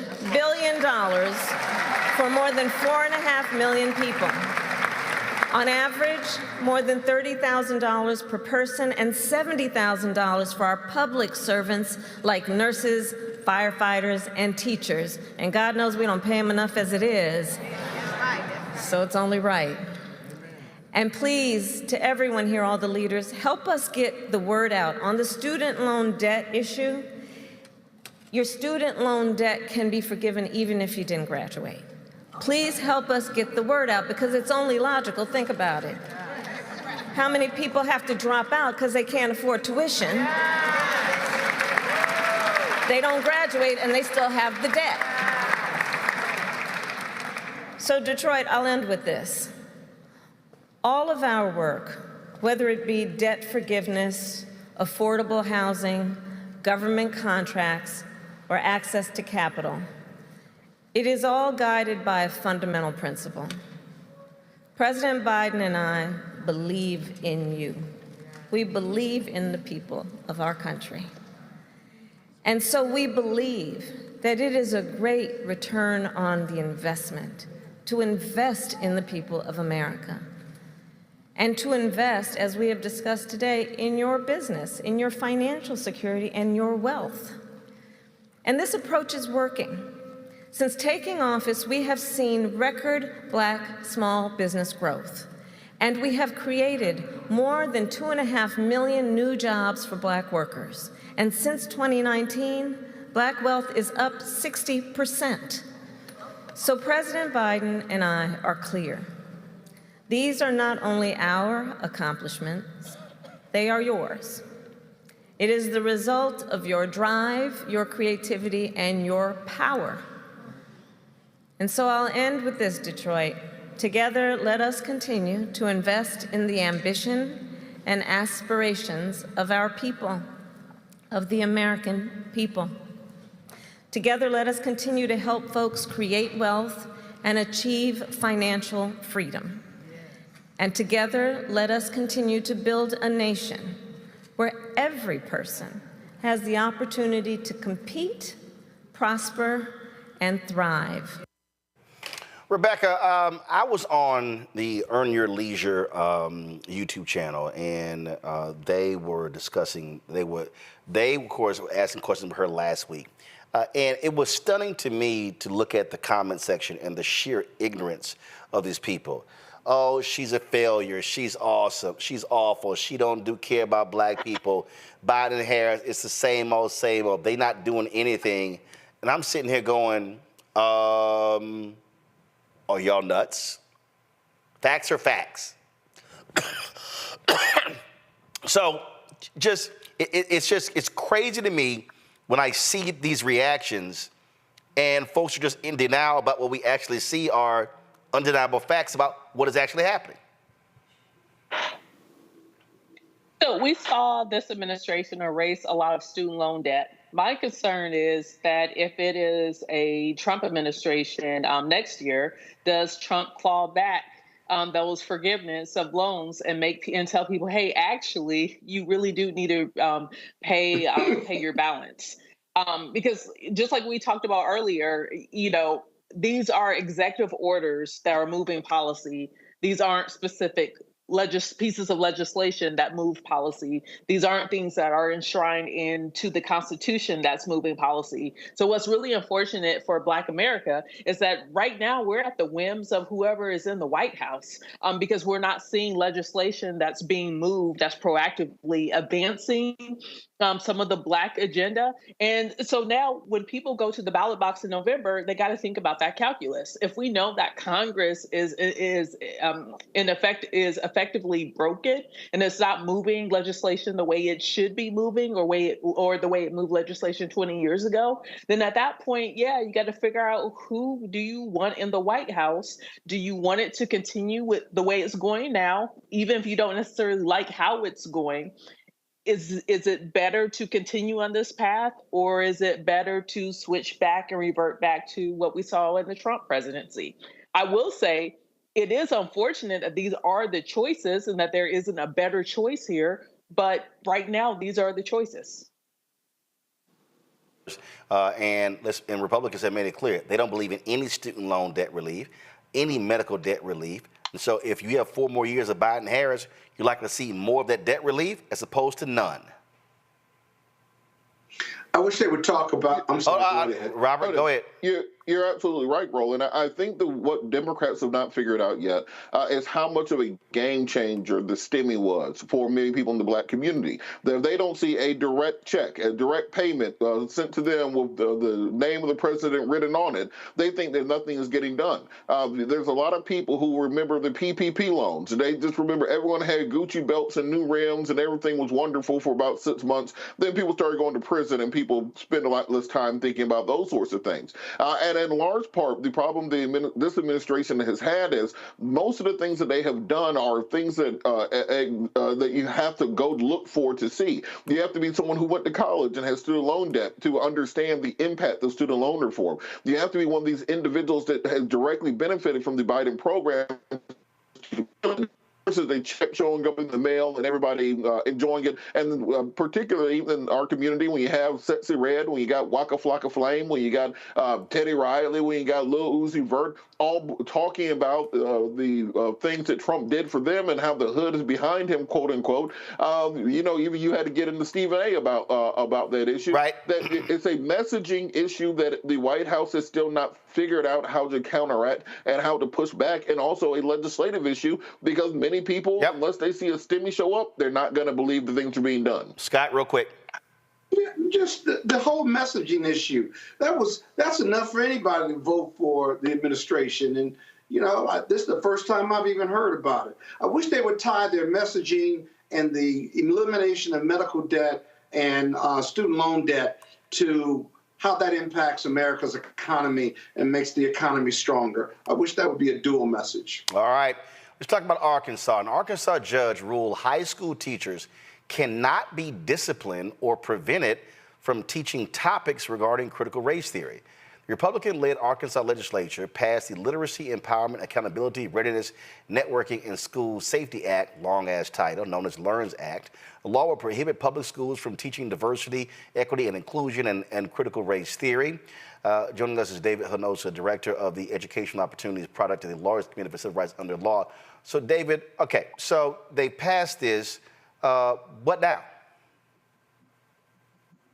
I'm sorry, what was that again? What now? They passed it. What now? Yeah, they passed the LEARNS Act, and teachers and students, brave teachers and students, stood up against the great state of Arkansas to slap that law back down and put the state back in its place. The state said, you can't teach CRT, you can't teach related ideologies in classrooms because that's a form of indoctrination. And the court, and it was a federal court that we were in front of on a motion for preliminary injunction just last week, issued its decision today, finding that he was going to partially enjoin this state law, this certain provision of the LEARNS Act, and allow teachers to go back to doing the great, honest, and accurate teaching that they have, both of past and present day discrimination, among so many other topics that students deserve to be taught about, but were prohibited because of this terrible law. So how much of the law gets invalidated? Or is it all of it or parts of it? So here's what's interesting about this law and the case. So just last fall, the state said, well, under this law, we have to stop indoctrination and CRT. And we see the AP African American Studies course, which is in its second year of being a pilot course, across the country. And they say, well, we're going to de-designate this as an AP course because we think that some of these topics like resistance and resilience and intersection and identity run afoul of this, and we need to further investigate this, right? Fast forward now to after the students and teachers and the Arkansas State Conference of the NAACP have filed a lawsuit and then moved for a preliminary injunction. Now, all of a sudden, the state starts walking back this law. The whole thrust of the law that was supposed to stop CRT, was supposed to stop woke ideology, according to Governor Sanders and Secretary of Education Jacob Oliva.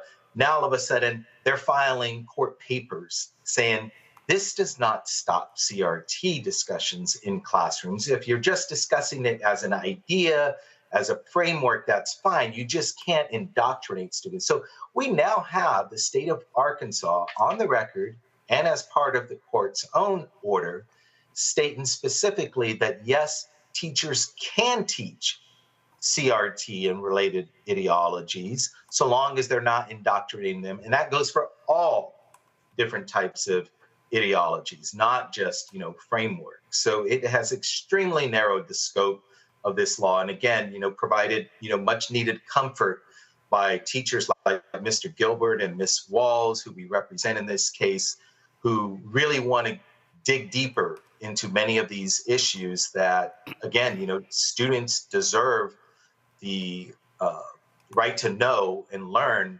all of this information and ideas, whether it's bad or good, let them digest that and build their own perspectives out of it. What could be excuse me, what could be the impact of this decision by this federal judge on other lawsuits across the country?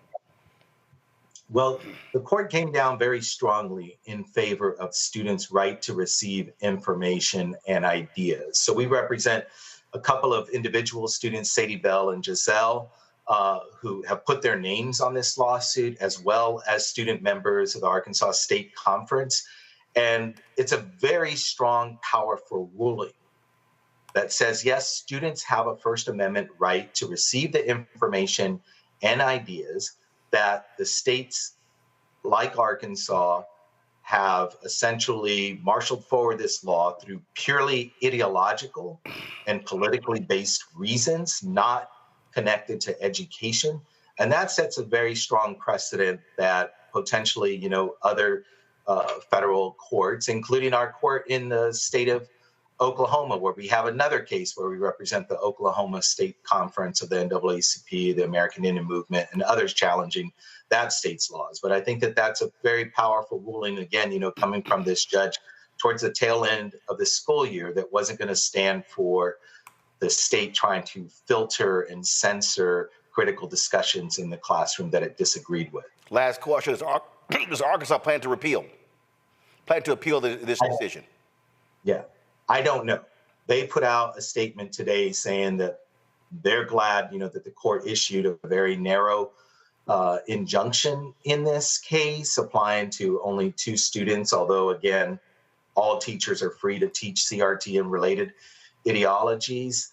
You would not think that they would want to appeal that particular decision. They'll probably be moving forward for motions to dismiss. But frankly, we feel the one thing that they need to do is get the word out to its teachers all across the state about how narrow this law really means, because all we have is the hot air rhetoric from Governor Sanders and others in state leadership saying what this law meant prior to these lawsuits. We now need them to correct themselves on the record.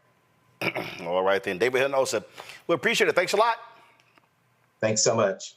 All right, that is it for us. Let me thank Scott. Let me thank Rebecca, Robert as well. Always a great conversation. And I'm quite sure after the show, Scott's going to go brush up on constitutional law when it comes to voting. No, that was a good discussion. I deeply appreciate it, especially coming from a non-lawyer like you. You convinced me of your one argument, but the broader argument, I was right about overall. So God bless you, Roland. Okay, nice try. Nice try. Nice try. That's your way of saying, damn, that boy can read. Robert, go ahead. A budding lawyer. My budding lawyer friend, I call you. Just to remind people, early voting is going on in many states around the country, so make sure you check the early voting dates. We have an election coming up in Atlanta, May 21st. Make sure you're registered. Make sure you vote. Same thing with Maryland coming up. Last day of early voting is there tomorrow. Find out about your candidates. Make sure you're getting out there to vote. And donate money to candidates. The other side hey, of the man, did you get my money? Hundreds of thousands. I did not. I will after the show make sure. I better get a thank you note because I gave you a nice piece of change. I can't even vote for you. I did. Yes, I gave Roland some money last month too. I didn't get a thank you note from him. Hold up. Hold up. You gave some. Wait. Hold up. Hold up. No. Now see. When they sent me an invoice. Wait a minute. Hold up. Let me see right here. See, when somebody start running their mouth. See, I keep receipts. I did. Hold on, I'm checking. Thank you note. I'm checking. He sends me an invoice. I'm sorry, you gave money when? I gave money last month. No question. I ain't got no reason to lie. Henry, go to my iPad. Yeah, go to your iPad. So, as y'all see right here, I don't see nothing where it says Scott gave money. If you sent me an invoice, it got paid. Those people you looking at right now, you didn't send them an invoice. No, I see. All these emails say Scott Bolden. I'm just saying. I'm just saying. I don't see no invoice where it says Scott. Where it says Scott gave some money. Start rolling. Okay. I'm just saying. If you're giving everybody else money, I feel left out. If you gave Roland money, I don't see nothing. Hey, Rebecca, you got to run for something. We need to do the arena. Hold on 1 second. hold on. Henry, don't show it yet, because I don't want sir, no, not saying I don't want certain things shown. I don't want certain things shown. But let's see here. Is his name on it? I'm checking. So I just discovered this here. So I'll go ahead and give. So Scott actually gave some money. Scott actually gave some money. That's a lower amount than he gave 2 years ago. But he gave some money. See, he lost the bet. See, y'all, about 2 years ago, Scott lost the big bet, and so he had to pay up. He was running his mouth, and he didn't think I heard what he said. Then I held him to it. Thank you. So say thank you. That's all you got to say. Say thank you, Scott. So let me say this. Scott, hold up. I'll say it. Scott, I appreciate you making a donation to the show after I paid you some legal work. So I appreciate that. So that's you returning some money back to the show based on some legal work that I paid for. No. I gave you. You can't say I ain't thank you. And I give Scott an unequivocal thank you. Thanks, Scott. See, told you.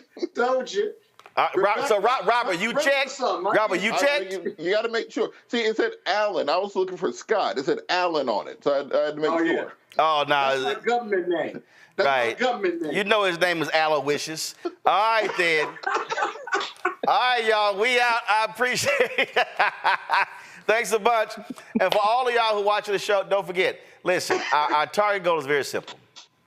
Target goal is to get 20. Some of these people are so dumb, they don't even understand fun. Some fools on the YouTube, rolling is narcissistic. Fool is called levity.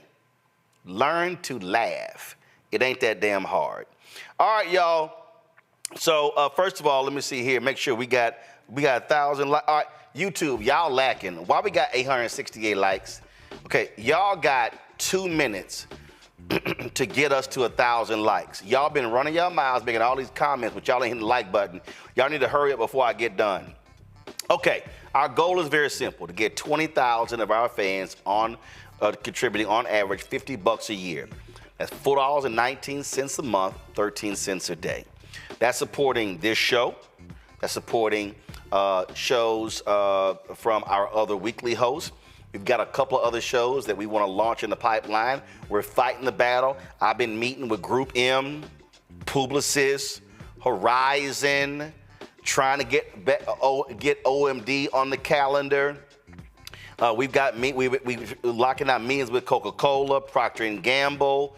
Doing some work with General Motors. We got, of course, our partnership with McDonald's. And so we're trying to expand our roster of advertisers. We're working on it, but your support is absolutely critical. If you want to see the kind of critical work that's important, hey, support us. Send your check and money order to P.O. Box 57196, Washington, D.C., 20037-0196. Cash App is $RM Unfiltered. PayPal, Martin Unfiltered.